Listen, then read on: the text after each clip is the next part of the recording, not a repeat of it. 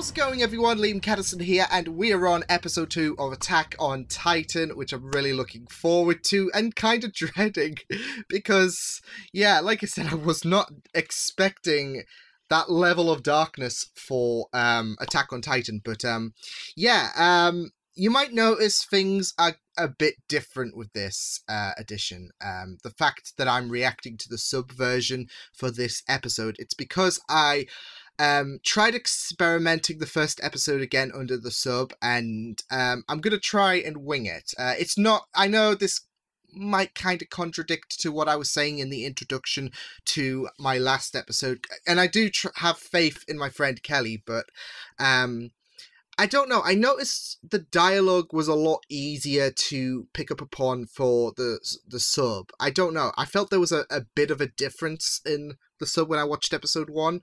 So, and it was more easier to digest. Not because I was reading it, but I thought the dialogue flowed a lot better, if you got what I mean. So, yeah, but I'm gonna try it with this, see if I am attentive to if I don't get distracted and all of that. But we shall wait and see. But yeah, like I said, the first episode was pretty dark as the scouts were pretty much shooting themselves in the foot after they were saying, we're safe. We're pretty much safe. They've only scratched the walls. What could go wrong? Everything went wrong. And Eren lost his mother as well, so yeah, it was a pretty, and not just that, but it was like pretty gnarly as well. Like, oy. I'm really excited to check this out. So with that said, let's get into Attack on Titan. This is episode 2. Let's go. So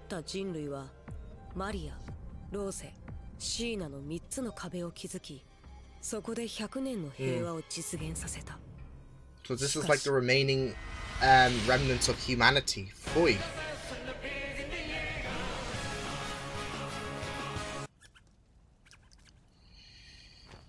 Oh boy.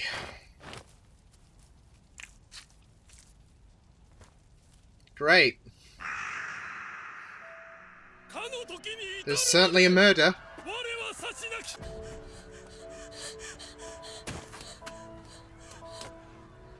Oh, shoot. It's gonna let... Yeah, I was thinking. Hello!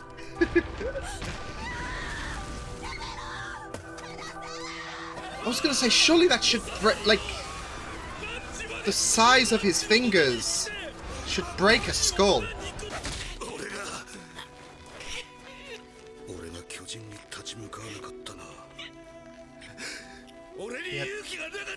Yeah, I was gonna say he had that fear. Holy... I don't blame him, to be fair. I mean...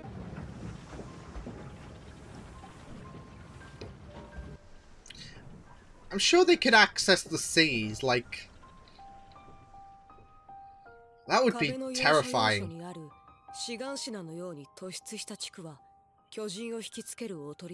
To attract the Titans.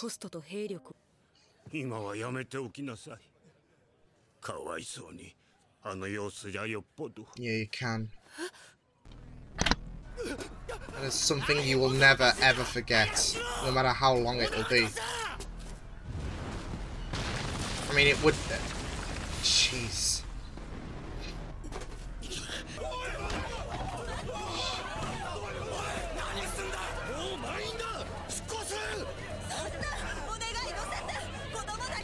You just get Titanic flashbacks, don't you?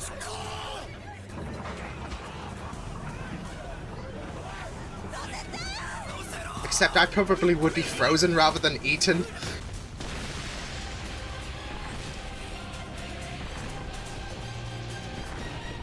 Bloody hell.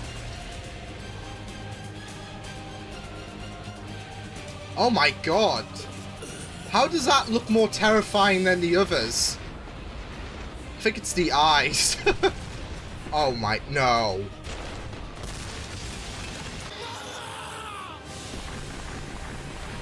Okay. Any... Oh shit. Yeah, they're through.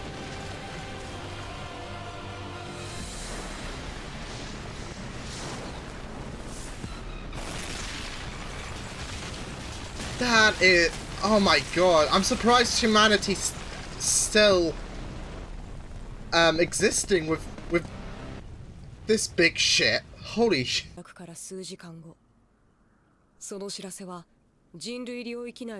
Oh, so, okay. So there must be smaller territory. Right, okay.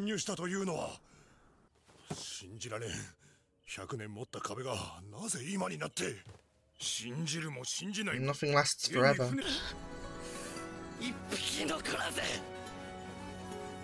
He's a bit optimistic, but at the same time, can one really blame him? Best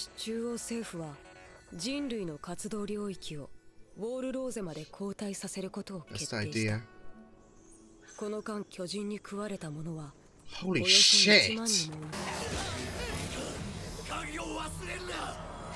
Get the key. The key to the basement.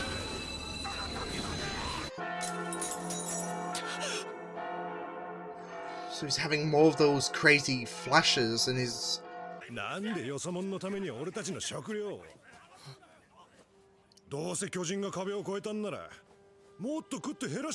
Oh, come on, dude! Very insensitive, you piece of shit!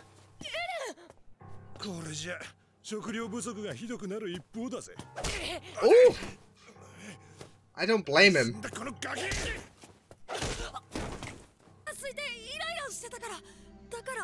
He's hangry.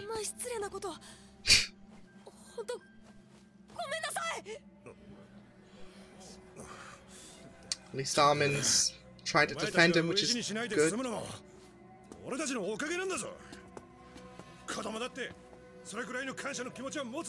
You should be less of a prick.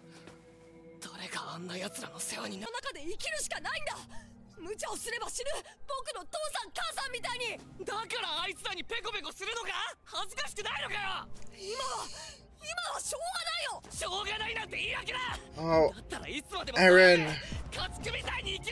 Oh shit! I think he might need that knockout punch.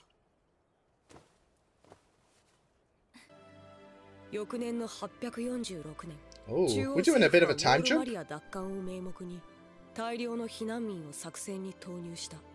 Shortening the supplies, isn't it?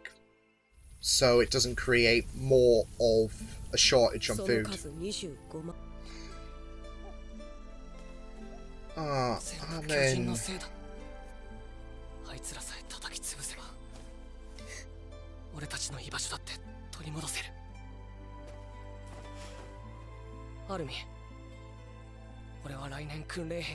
So, okay. It was always going to come down to this.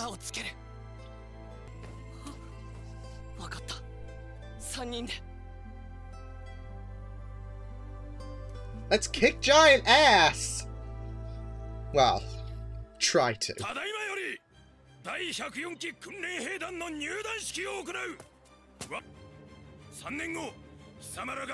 Oh, so they've got 3 years. Okay.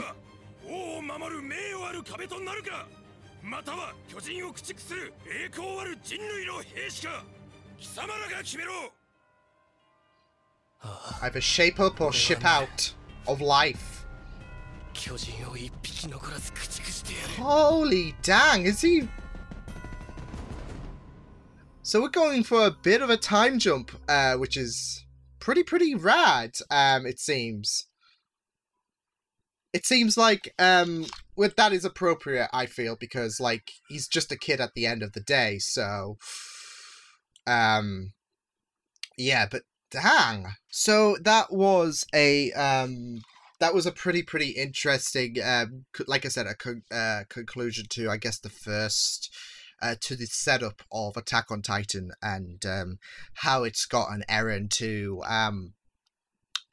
be part of the Scouts, as well as exploring his emotions following his mother's death. It was just a really great episode, and yeah, it was pretty gnarly stuff to see, especially the intrigue in the different Titans, because we got I think we got an idea in the last episode, because we had those who barely scratched the wall, and then all hell broke loose when the wall was broken, and then we had that one sprinting guy. Like, holy shit! So I am very, very interested to finding out more of the different Titans and why they are different. And I guess, well, we kind of got an idea of like the upsetting humanity, about how humanity was on the verge of extinction. We had that nice introduction to how everything came to be and how humanity had to be cordoned off in behind the wall. So yeah,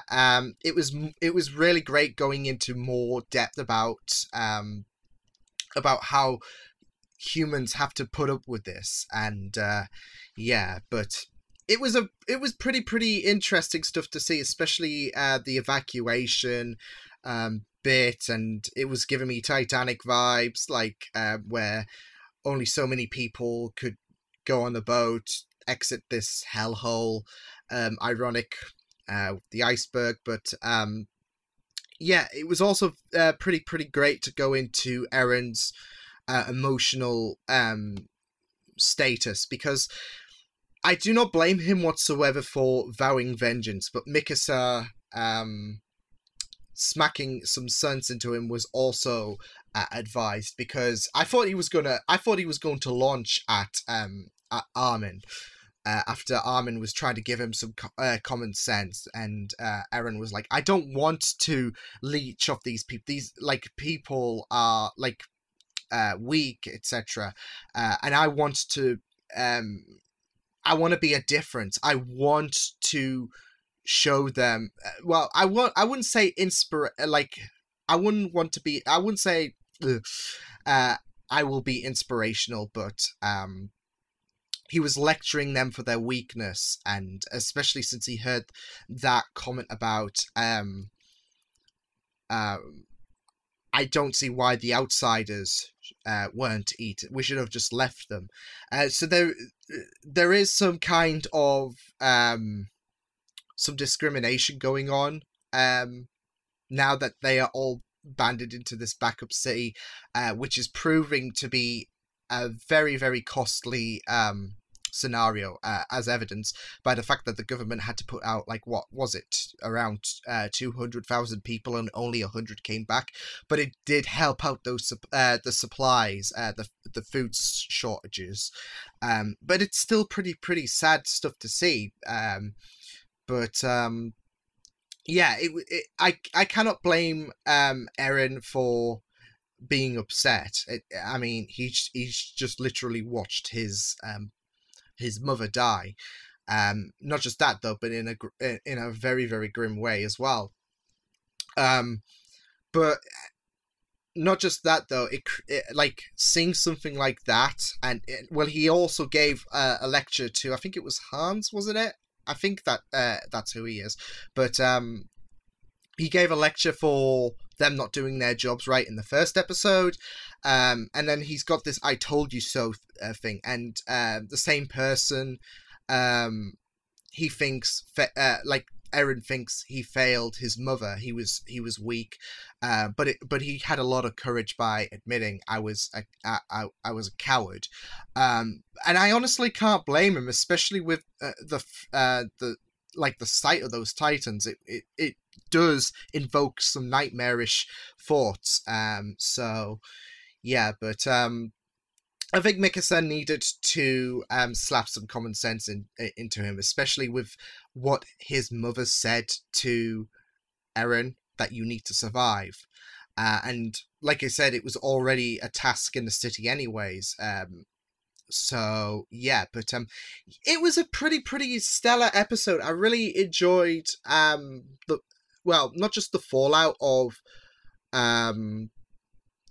the attack on, is it Shiganshina? I think that's how you pronounce it. But yeah, it was a pretty amazing. It was amazing part two to the I guess, pilot, I guess you could say, because we saw the attack and we saw the ongoing attack and we saw everyone evacuate, and we got to Eren. It seems like fulfilling his wishes to join the Scouts, but this is all down to revenge. This is in his mindset. I think I said it in the last episode, but I don't. He surely must be thinking, I don't want another little kid to go through the same traumatic events that I had to witness. So yeah, I also am interested to find out like more areas. Like, did Mikasa lose anyone? Because I don't think it was established that she lost someone, whereas it was established clearly that Eren lost someone, as well as we saw Armin lose someone close to him as well with that final scene, and when everyone decided, okay, we will join the Scouts. So I am very curious to see if Mikasa lost anyone, because I don't think it's been it's been established that she's lost someone. So yeah, she wasn't painting the same trauma. She was concerned from her friends, but yeah, and it was just really good stuff to like go into other perspectives as well, rather than just Mikasa, Eren, and Armin, and that Hans guy. We were getting an insight into different people's thoughts about the attack. Like, people pointed out that Eren was obviously pained by losing someone, and of course, like I said, we got the squabbles about, oh, why are we having outsiders here? So I really liked touching up upon other people that might not be of importance to the story, but it makes the world come alive a bit more. So yeah, but also I'm interested about the injection as well, because it seems like Eren had more of those dreams. So yeah, and it seems like his father, who seems to be the doctor guy, was injecting him with something. So yeah, but I am very interested to find out what goes on beyond this episode. It was a pretty good conclusion to the first a carry on from the first episode, and yeah, I pretty much really enjoyed. As dark as it is for me to say, I enjoyed the darkness. Like, that's the thing though. From the last episode, I was so surprised with how dark real fast this show had become. Like I said, I think it's got something to do with the My Hero Academia usefulness. Like, oh, it's so friendly, it's not this dark, and then you just like, it's a roller coaster of emotions. Also want to know about the fact that I reacted to the subversion of this one in this episode. Yeah, I pretty much followed it okay. Not to say there was anything wrong with the English dub for the first episode. I still pretty much enjoyed it. And I would still carry on watching. I would still carry on to watch this, but I don't know. I don't see both sides as bad. Like, I think well, from the first, I mean, it could get worse later on, couldn't it? But from my impression from episode 1 for both versions, I don't think there's a bit of a difference, I feel, but it's not really that big of a deal. Like, a lot of people are making a crying over spilled milk about it. Not to try and throw a shot there or anything, because it does sound like shot worthy, but people do make it out to be as big of a problem than it seems to be, when I thought, I mean, like I said, I'm only judging from one episode. So I'll probably watch episode 2 of the English and see how that fares, and I'm not so sure if we'll return to the dub or continue with the sub. I might continue with the sub, but like I said, I don't see any real difference. Well, I only see the small difference, but it's not like groundbreaking, saying to the point where I'm saying to myself, I made a mistake watching the English dub over the sub for episode 1.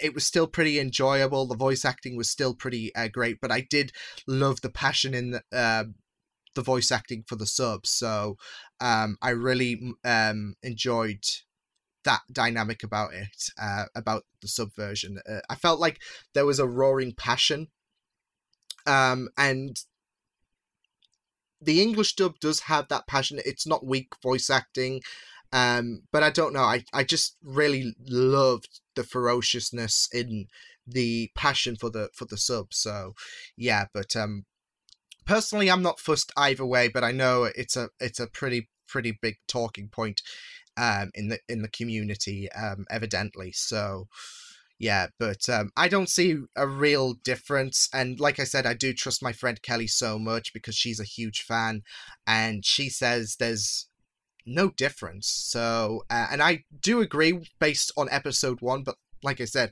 future episodes could be worse. Like, oh, it's great when it starts out, but the quality dies down at like season 2 or season 3. So, yeah, but yeah, that was Attack on Titan. I'm really interested to finding out what happens in episode 3 now that Eren has joined and his friends has joined the Scouts.